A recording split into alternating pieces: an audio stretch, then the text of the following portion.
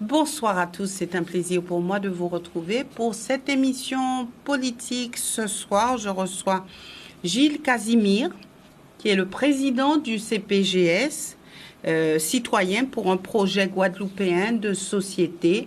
Gilles Casimir, bonsoir et merci d'être avec nous. Bonsoir à Madame Boissé, bonsoir aux Guadeloupéens. Alors parlons rapidement du CPGS. C'est vrai qu'on a vu circuler quelques vidéos sur les réseaux parlant du CPGS et en allant un petit peu plus loin. Nous en parlerons tout à l'heure. Mais le CPGS, c'est une association pour quel objectif? L'objectif premier, c'est la pédagogie. C'est essayer de comprendre ensemble. Que tous les citoyens en fait, se réunissent pour comprendre comment la Guadeloupe fonctionne, qu'est-ce qui s'est passé avant. Parce que vous avez l'impression que les Guadeloupéens ne comprennent pas comment ça fonctionne? Alors, ça ne veut pas dire que nous n'avons pas les capacités de comprendre, mais force est de constater qu'on est beaucoup dans des réactions émotives et qu'il y a beaucoup de contre-vérités qui sont partagées aujourd'hui. Et si on pose la même question qu'on a posée en 2003 aux Guadeloupéens en 2023, pas sûr qu'on n'ait pas la même réponse. En fait, votre cheval de bataille, c'est l'avenir statutaire de la Guadeloupe, c'est ça? En fait, on a changé d'axe. En fait, aujourd'hui, tout le monde a sa vérité et tout le monde veut vendre sa vérité. Nous, on ne veut pas dire aux Guadeloupéens quoi faire. Pour le moment, on veut simplement leur permettre de comprendre par eux-mêmes. C'est vraiment ça la démarche du CPGS. C'est que chacun puisse comprendre par lui-même.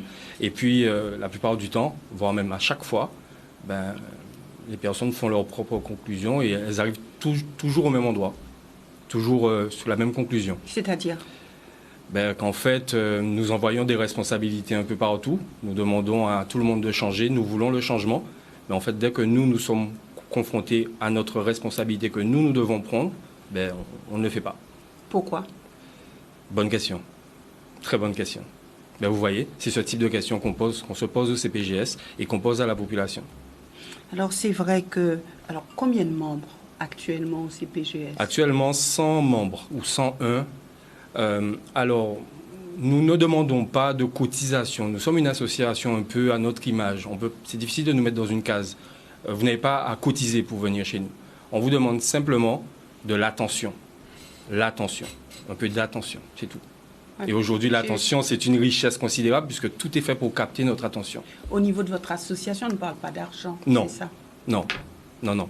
On parle de... Pour l'instant, on n'en parlera pas? Écoutez, si nous avons des actions à venir qui nécessitent des fonds, oui, on va demander aux membres de cotiser. Mais dans l'immédiat, non, nous n'avons pas le besoin. Et alors, actuellement, les membres sont... des hommes politiques, des jeunes, des intellectuels, alors non, pas du tout. Comment ça se passe chez vous? Monsieur et Madame tout le monde. Mais vraiment Monsieur et Madame tout le monde. Vraiment. Il n'y a aucune personne encartée dans des partis. Il n'y a aucun... non. Vous n'en voulez pas ou pour l'instant, il n'y a pas de demande? Non, mais ça s'est fait naturellement, en fait. On n'a pas voulu créer quelque chose. C'est parti d'une démarche, une initiative personnelle de coaching. Et ensuite, ça a grossi. Et puis, on est devenu collectif. Et maintenant, on est association. On se laisse porter, en fait, par... D'ailleurs, je tiens à remercier tous ceux qui m'arrêtent dans la rue aujourd'hui et qui nous disent de continuer le travail. Parce que ce sont des personnes, en fait, qui comprennent, en fait. Ils nous disent, mais quand c'est dit comme ça, on comprend mieux. D'où vous est venue cette idée? C'est mon métier dans la vie professionnelle, c'est mon travail. Je suis coach professionnel. Mon travail, c'est de clarifier la situation pour permettre aux chefs d'entreprise ou aux managers ou aux équipes ou aux organisations de comprendre par elles-mêmes, en fait.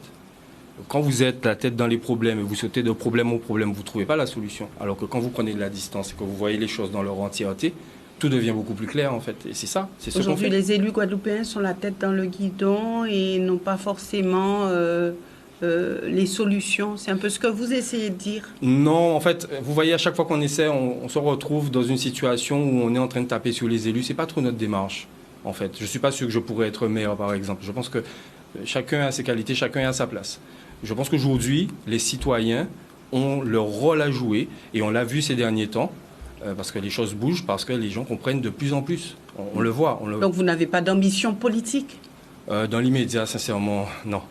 Dans l'immédiat. Donc vous laissez une petite fenêtre ouverte? Oui, parce que si on peut pas être certain de l'avenir. Qui aurait dit aujourd'hui que je serais président du CPGS? Moi, je ne voulais plus entendre parler de tout ça. Pourquoi? Ben parce qu'un petit peu dégoûté. Parce qu'aujourd'hui, tout le monde dit la Guadeloupe, mon pays, mais dans les faits, il y a beaucoup de paroles, il y a beaucoup de volonté, mais il n'y a pas d'action concrète. Mais justement, il y a un frein aux actions, peut-être. Oui, mais en tout cas, on essaie de les lever, on essaie de les identifier et les lever. Vous savez, un frein ou un obstacle, ça devient un objectif intermédiaire. Voilà. Donc nous, on part de la population, on part de la base. Il y a vraiment, au CPGS, il y a vraiment monsieur et madame tout le monde. Et vous savez, je préfère quelqu'un qui ne connaît pas, qui ne comprend pas. Parce que cette personne, quand elle est face aux faits, pas face à l'évangile de Gilles Casimir, hein, on parle des faits concrets, elle est beaucoup plus ouverte, cette personne. Elle peut envisager beaucoup plus de choses parce qu'elle a du bon sens, de la cohérence et de l'envie. Alors que lorsqu'on est campé dans ces certitudes depuis 10-20 ans et on voit le monde qu'à travers un prisme, on a du mal à envisager le changement. Donc on préfère vraiment échanger avec monsieur et madame tout le monde parce que c'est beaucoup plus riche.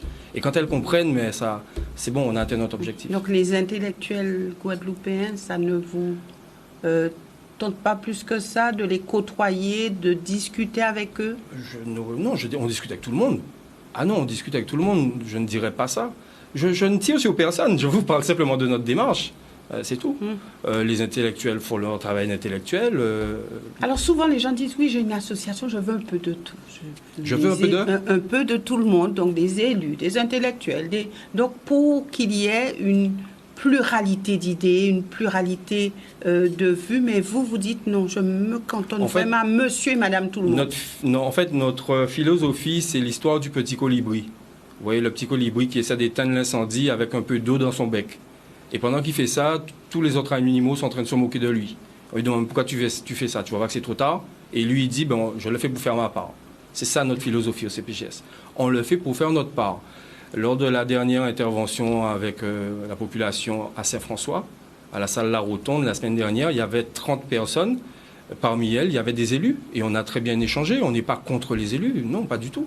Si demain nous sommes invités à échanger avec les élus, c'est tant mieux. Ça a été le cas d'ailleurs. Oui, nous allons justement y arriver. On n'est fermé à personne. D'accord. Alors vous parlez, Gilles Casimir, de projets guadeloupéens de société. Oui. Alors juste une petite précision, j'ai bien écouté cette vidéo qui circulait ou qui circule encore sur les réseaux sociaux.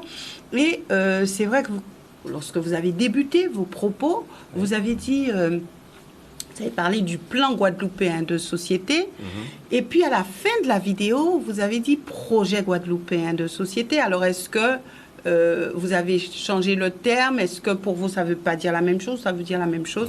Donc, alors, vous faites peut-être... Il y a beaucoup de vidéos, donc vous faites peut-être référence... C'est juste une petite remarque. Ouais, à la vidéo avec le tableau, oui, exactement, vous expliquez comment fonctionnent les institutions, etc. En fait, ça, c'est... Alors, il faut comprendre que c'est une démarche spontanée, ce n'était pas prévu. Il n'y avait rien d'écrit, c'est totalement improvisé, comme la plupart du temps avec moi. Donc, j'ai dû dire plan en pensant projet. Il n'y a rien de plus que ça. D'accord. Donc, je me suis interrogée sur le fait que vous avez dit plan. Non. Peut-être que ça avait pour vous une signification autre que projet guadeloupéen. On peut dire la même chose. Non, j'étais à mon bureau, devant mon écran. Je me suis dit, tiens, je vais faire ça et on va voir. D'accord. C'était juste pas de souci. pour Ceci comprendre. dit, ça me permet de préciser, association citoyen pour un projet guadeloupéen de société, ça fait très politique. Ça fait très parti politique. Et en fait, lorsqu'on va... déjà entendu. Oui, mais justement, c'est volontaire. C'est-à-dire qu'on n'a pas choisi ça par hasard. Et quand on va en parler tout à l'heure des congrès, si on en parle, vous comprendrez très vite pourquoi on parle de projet. En fait, on rêve d'un projet guadeloupéen de société. Aujourd'hui, tout le monde est dans son coin. Il n'y a qu'un projet qui peut fédérer. C'est autour d'un projet, en fait, qu'on se retrouve et qu'on puisse se projeter ensemble. Et sortir de cette, je le dis toujours, sortir de cette posture de victime éternelle, à babiller, à monter et descendre. Ce n'est pas productif. Il n'y a qu'un projet qui peut tous nous permettre de nous rassembler. Alors justement, un projet, mais c'est vrai, vous êtes jeune, vous avez la fougue peut-être des idées, etc. Mais on a beaucoup parlé ces 20, je dirais même 30 dernières années de ce projet guadeloupéen de société, on a eu les états généraux, on a enlevé les documents dans les tiroirs, on les a dépoussiérés, et puis on a remis encore sur la table ce projet guadeloupéen de société, rappelez-vous, ou du moins vous en avez entendu parler, Madame Lucette Michaud-Chevry, avec ce projet guadeloupéen de société. Alors on a eu d'autres qui ont encore mis sur la table des projets guadeloupéens de société, et puis après, plus rien. Ouais. Je crois que ça s'est fait 4 fois, ça. Oui. Ouais. Donc, et même un peu plus, si on va plus loin. Donc, qu'est-ce qui fait que vous revenez sur un projet guadeloupéen de société? Est-ce que ceux qui vous ont précédé n'avaient pas bien compris comment faire passer ce projet? Alors, Madame Boissé, on va être clair. Est-ce qu'ils n'avaient pas la méthode? Je ne suis pas là pour juger les gens. Je ne suis pas là pour donner des leçons aux gens. Ce n'est pas mon domaine. Je ne suis pas là pour ça. Mais vous avez quand même regardé pourquoi ça n'a pas fonctionné? Oui, on a regardé. D'ailleurs, on invite à regarder sur YouTube CPGS. C'était le 12 décembre 2021, quand les républiques de Guadeloupe avaient fermé les routes. On a fait une chronologie sur les 20 dernières années, c'est assez clair. En fait, à chaque fois, il y a consensus dans un congrès pour un projet guadeloupéen de société. Ensuite, il y a vote à l'unanimité. Ensuite, il y a élection. Après, il y a crise sociale. Après, il y a la France qui demande Cazovelé. Et après, il y a de nouveaux congrès et le projet guadeloupéen de société revient. Et ensuite, il y a élection. Et après, il y a crise sociale. Et ça s'est reproduit comme ça pendant 4 fois ces 4 dernières années. En 2012, c'est le plus récent, le voilà. Je vous l'ai amené en cadeau, Madame Boissé. C'est ça. Projet guadeloupéen de société. Toutes les personnes qui ont contribué à ça sont encore aujourd'hui à leur même poste pour la plupart. C'est ça, regardez l'épaisseur. Consultation populaire dans toutes les communes. C'est la question qu'on se pose, Madame Boissé. Mais c'est pour ça justement qu'on est là. C'est pour ça qu'on est là. Mais regardez bien dans les cycles. Vous avez compris quand même. Mais regardez dans les cycles que je vous ai donnés. Je vous ai montré, il y a 4 cycles et à chaque fois c'était la même chose. Il y avait élection à chaque fois. Ensuite, crise sociale. Et après, ça revient pour répondre à la crise sociale. C'est-à-dire qu'en fait, les élus sont tous d'accord depuis 2001. Depuis le premier congrès, tous les élus sont d'accord. Il y a la volonté. Maintenant... Ils étaient réellement d'accord? Ils ont voté. On a des résolutions, on a les noms des personnes qui ont voté. Oui. À chaque fois, il y a une personne qui dit non. Et je crois qu'en 2012, il y a une abstention. Personne n'a dit non. Ils sont tous toujours d'accord. On l'a vu encore le 7 juin, tout le monde était d'accord. En fait, tout le monde est régulièrement d'accord. C'est la volonté. Nous sommes tous volontaires. Nous voulons le changement. Maintenant, la volonté sans l'action... Vouloir, ce n'est pas pouvoir. Il faut l'action derrière.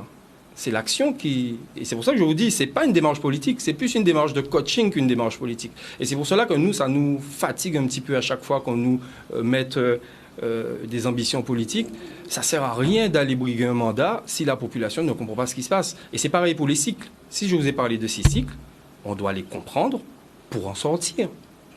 Parce que là, on est en train de le reproduire. On est exactement dans la même situation. Avant, on avait donné 6 mois pour le projet. Une fois, on a donné 18 mois. Là, on donne encore quelques temps. Et puis, on va se retrouver dans la même situation. On parle déjà des élections sénatoriales. Les élections arrivent. Et puis après, peut-être dans 1 an, il y aura encore une crise sociale. Et on tourne en rond. Mais vous avez dit avoir rencontré des élus et vous avez dit aussi qu'ils ont beaucoup apprécié vos propos, propositions, puisque, en fait, vous parlez de fiscalité et vous dites qu'il faut vraiment que des experts puissent s'emparer de cette question de la fiscalité pour pouvoir avancer dans ce pays-là. Et puis, on va arriver au Congrès, vous avez dit oui, mais si on ne change pas les choses, on pourra faire des congrès encore et encore. Ça ne donnera rien. Donc, ça veut dire que vous n'avez rien tiré du congrès? Oui. En fait, exactement comme les cycles précédents, on est très content que tout le monde soit d'accord. On sent qu'il y a une réelle volonté. Aujourd'hui, on parle de collectivité unique. Oui. C'est moins tabou. Je vous rappelle que c'est la même question qui a été posée en 2003. C'est quelque chose qui était proposé par le congrès de 2001. Et la proposition sur la fiscalité que nous avons réalisée au CPGS, c'est quelque chose qui était dans les résolutions du premier congrès en 2001. On n'a rien inventé, en fait. Vous savez, on regarde les faits et on essaie de comprendre. C'est Einstein qui disait « La folie, c'est vouloir des résultats différents en faisant la même chose ». Donc nous, on veut faire différemment.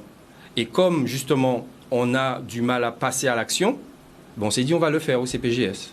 On a contacté un cabinet d'un niveau d'expertise. Il n'y a pas plus haut niveau d'expertise qui existe. C'est un cabinet qui a accompagné le Luxembourg, l'Arabie Saoudite, Saint-Barth.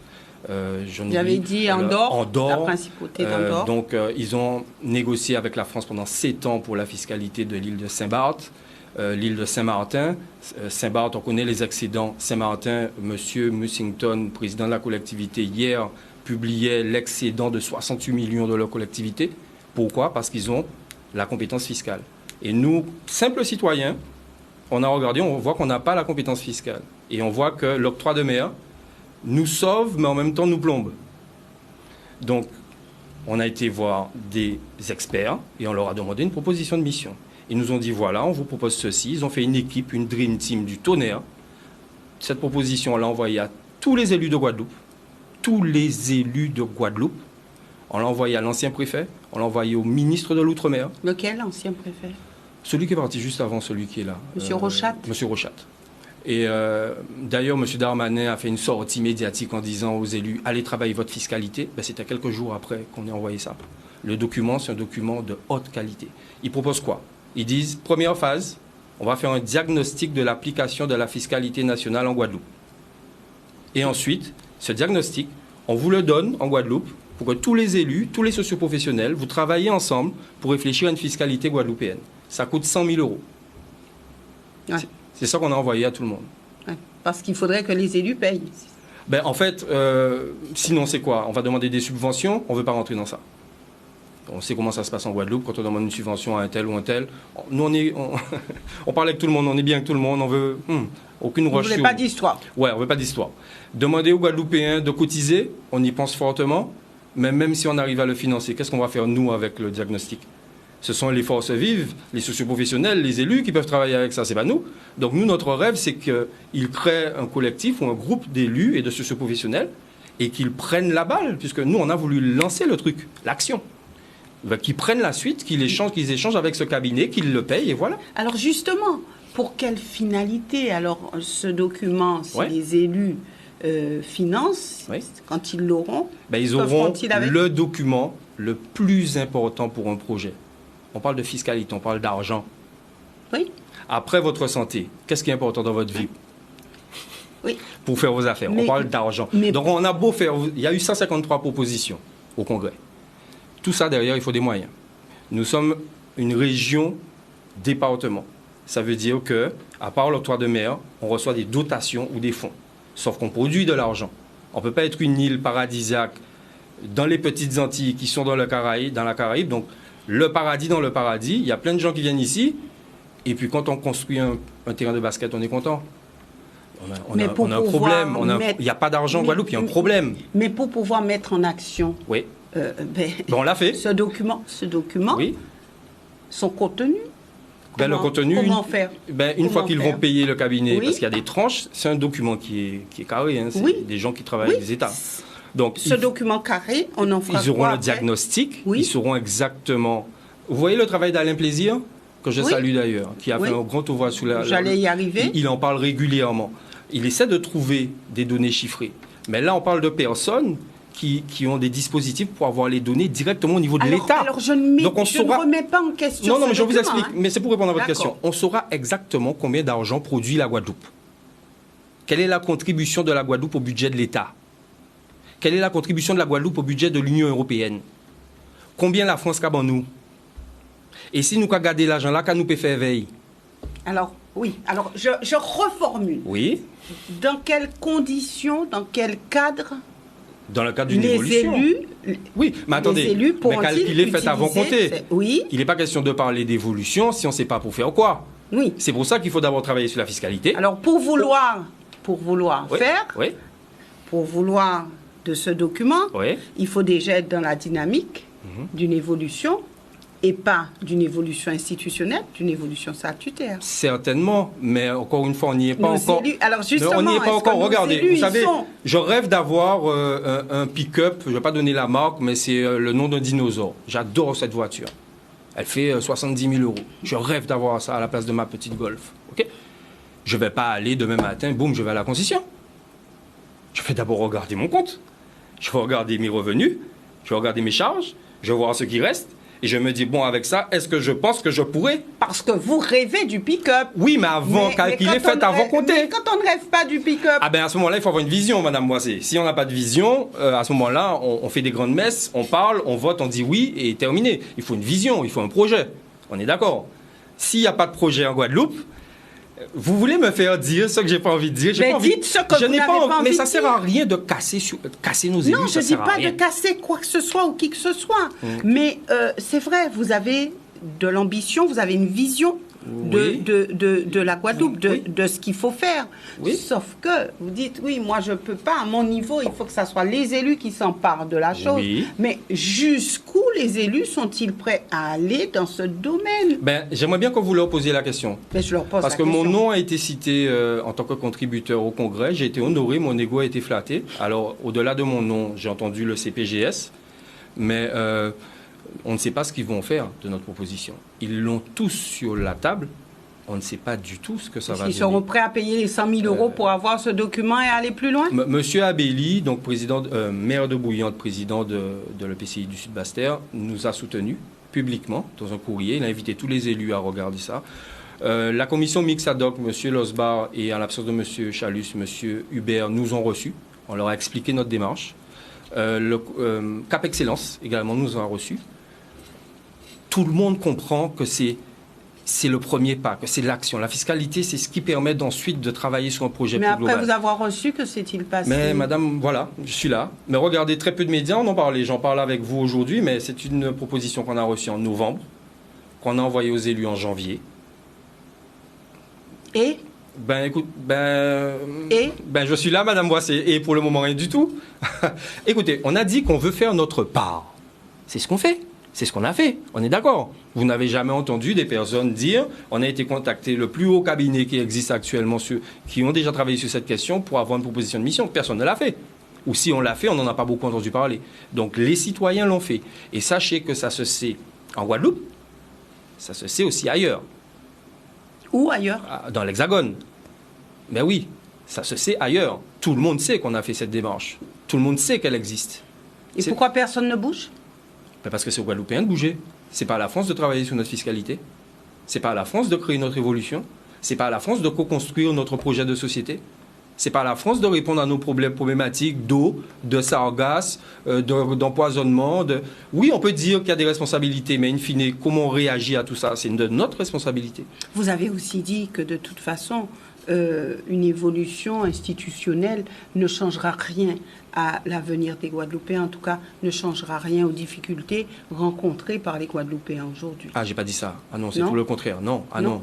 Je parle d'évolution institutionnelle. Non, au contraire. Ah non, au contraire. Non.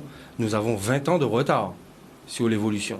Ce dont nous discutons aujourd'hui, ce sont exactement les mêmes discussions qui ont existé lors du premier congrès en 2001. Ah non, une évolution est nécessaire de notre point de vue. Institutionnelle même ou statutaire? Même institutionnelle. Mais les deux. Aujourd'hui, région, département sur la Guadeloupe, ça n'a pas de sens. On a reçu des experts qui nous l'ont expliqué dans tous les sens. Il y a le CAGI encore jeudi matin, ils vont en parler avec M. Diemer qu'on a reçu il y a quelques mois, qui a coécrit les articles 73 et 74 en 2003. C'est un non-sens. Donc il faut évolution institutionnelle, ensuite évolution statutaire. En fait, ça rentre dans le... Vous voyez, quand vous avez un projet, tout ça, c'est la chronologie du projet. Il faut déjà savoir ce que vous voulez.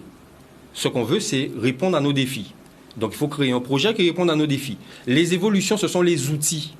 Donc les gens qui disent l'évolution, ça ne sert à rien, ce sont des personnes qui devraient regarder ce qui se passe en France, dans les autres outre-mer, avant d'asséner des vérités. Et c'est pour ça que je vous dis, on n'est pas là pour dire « faut faire ci ». C'est trop facile, ça. Les Guadeloupéens sont fatigués avec ça. Les Guadeloupéens ont besoin de comprendre. Et là, ils comprennent, nous pas pire couillons que les autres en Guadeloupe. Nous sommes tous dotés d'intelligence. Et je vous assure, les personnes qui regardent nos Zooms ou qui comprennent les choses avec leur famille et autres, ils se disent « mais depuis le temps, on nous a jamais dit ça comme ça ». C'est ce qu'on nous répond, en fait. C'est ce qu'on nous répond. Moi, je ne suis pas là pour vendre des choses aux gens. Je suis un coach. Je ne suis pas là pour dire aux gens quoi faire. Je suis là pour montrer aux gens les choses. Et dire aux élus, écoutez, 100 000 euros, ça vaut le coup de les mettre pour justement Alors, on ne sait pas d'où vient le souci. souci. Est-ce que c'est parce que c'est une compétence externe? Est-ce que c'est parce que c'est Casimir qui veut rentrer en politique? Parce que c'est la chimère, apparemment. Est-ce que c'est... vous voyez, c'est toujours le même problème. Et c'est pour ça qu'on a fait ça. C'est pour démontrer notre problème. On sait quoi faire. On a du mal à se mettre ensemble pour le faire. On sait quoi faire. Si on est trop nombreux pour y arriver, réduisons. Au début, le CPGS, je l'administrais ou je le gérais avec 20 personnes. C'était pas gérable. Eh bien, je me suis constitué une équipe de 4 personnes. Et c'est beaucoup plus gérable. Et si tu produis des actions au CPGS, et que tu mènes tes actions, et que tu sors de la parole et de ton canapé pour faire, eh bien, tu rentres dans le groupe de décision.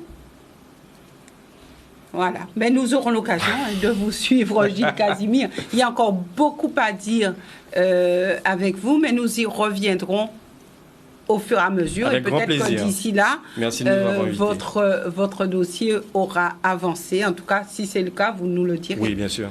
Merci à vous, téléspectateurs, de nous avoir suivis. Excellente soirée à tous.